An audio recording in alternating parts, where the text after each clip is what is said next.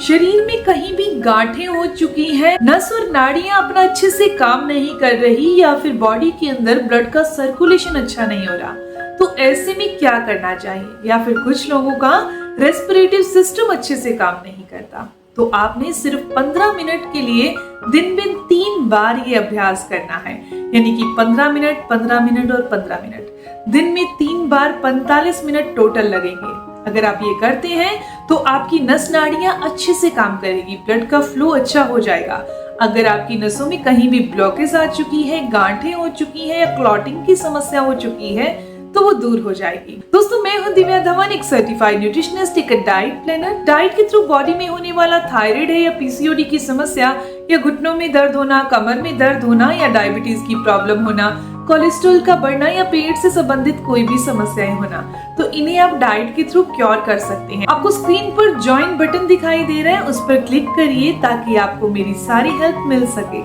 दोस्तों, अब मैं आपको बताने वाली हूँ वो कौन सी टेक्निक है, वो दिन में 3 बार करके आप अपनी नसों को हेल्दी कर सकते हैं। आप चाहें तो इसके लिए रोजाना दवाइयां खा सकते हैं इन समस्याओं को दूर करने के लिए, और आप चाहें तो इस सिंपल सी टेक्निक को करके और दवाइयों से छुटकारा पा सकते हैं और इस नस नाड़ियों में होने वाली जितनी भी ब्लॉकेज है इसे दूर कर सकते हैं। तो चलिए इस वीडियो को स्टार्ट करते। मैं उम्मीद करती हूँ कि आप ऐसी टेक्निक ही जानना चाहते हैं जिससे आपको बिना दवाइयों के नसों की ब्लॉकेज को दूर किया जा सके और नसों के अंदर जितनी भी ब्लॉकेज आ चुकी है, गांठें आ चुकी हैं या ब्लड फ्लो अच्छे से नहीं हो रहा, वो समस्या दूर हो जाए। दोस्तों, आपने क्या करना है, गरुड़ मुद्रा बनानी है। लेकिन गरुड़ मुद्रा कहाँ पर बनानी है, इस चीज का भी ध्यान रखिए। कैसे करना है वो भी ध्यान रखिए। फर्स्ट ऑफ ऑल, गरुड़ मुद्रा बनाई कैसे जाती है वो जान लेते हैं।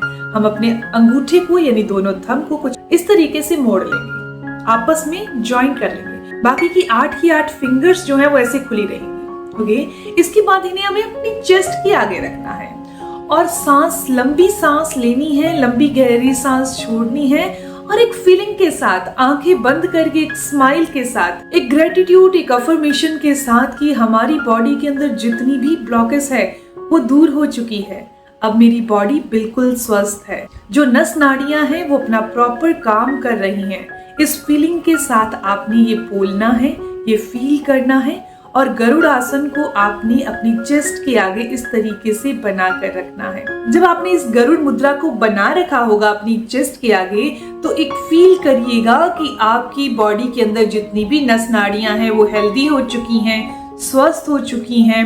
एक फीलिंग के साथ अब आप बिल्कुल स्वस्थ हैं, अच्छे से चल पा रहे हैं, आपको सांस नहीं फूलता, ब्लड सर्कुलेशन अच्छा हो रहा है। ये चीज फील करते हुए आपने गरुड़ मुद्रा बनानी है। इसके अलावा मैं आपको एक और सिंपल सी चीज बताने वाली हूँ कि जब हम खाना खाते हैं, खाना खाने का और पचने का जो प्रोसेस है, हमारे दांतों से लेकर हमारे स्टमक के अंदर जाने और डाइजेशन का सारा प्रोसेस जो है वो हमारे मुंह से ही स्टार्ट हो जाता है। जो इंसान जल्दी जल्दी खाना खाएगा उसकी बॉडी के अंदर हड्डियों में दर्द, जोड़ों में दर्द, वात के रोग, ये समस्याएं होंगी।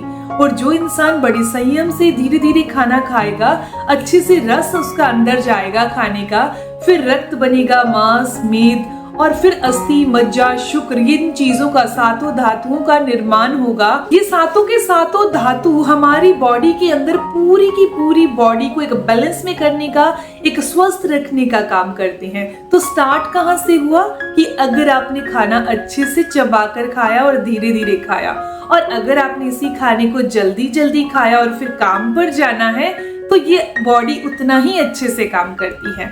और मोस्टली लोग आपने देखे होंगे जो बहुत जल्दी जल्दी में खाना खाकर ऑफिस चले गए, स्कूल चले गए, जॉब पर चले गए, तो उनका डाइजेशन बहुत स्लो हो जाता है और 35-40 के बाद बहुत सारी प्रॉब्लम्स क्रिएट हो जाती हैं।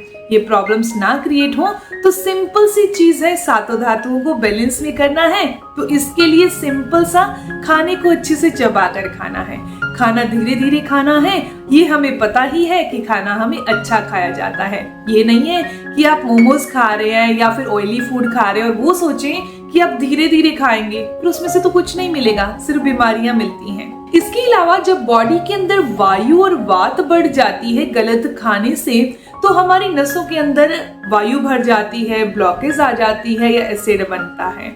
तो वात को बैलेंस करने का तरीका बता रही हूँ। आपकी जो लिटिल फिंगर होती है हमारे हाथ की, तो लिटिल फिंगर को इस तरीके से रगड़ना है। नॉर्मली बस रगड़ना है। ऐसा अगर किया जाता है तो जिनको बहुत ज्यादा डकार आते हैं, जिनकी बॉडी में बहुत ज्यादा वात बनती है, तो उनके लिए ये पॉइंट कह सकते हैं, ये एक मसाज कह सकते हैं, एक दवाई की तरह काम करती है। दोस्तों ये इन्फॉर्मेशन, ये जानकारी यहीं तक थी। मैं उम्मीद करती हूँ, आशा करती हूँ कि जानकारी आपके लिए फायदेमंद होगी।